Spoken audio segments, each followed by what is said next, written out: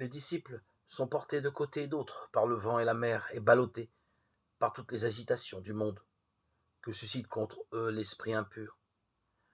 Mais à la quatrième veille, le Seigneur vient. Qu'alors, la quatrième démarche sera le retour du Seigneur vers son peuple.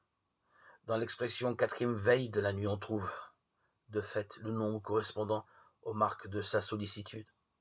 En effet, la première veille a été celle de la loi, la seconde celle des prophètes, la troisième celle de son avènement corporel. La quatrième se place à son retour glorieux.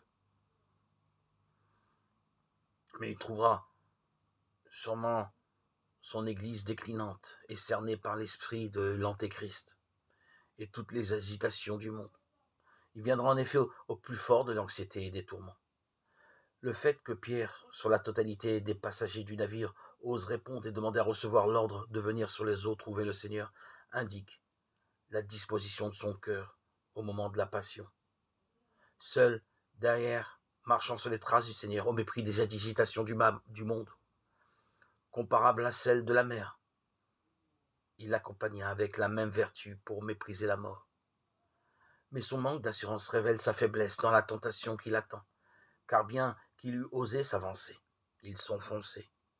La faiblesse de la chair, en effet, et la crainte de la mort l'obligèrent même à aller jusqu'à la fatalité du reniement. Mais il pousse un cri et demande au Seigneur le salut. Ce cri est la voix gémissante de son repentir.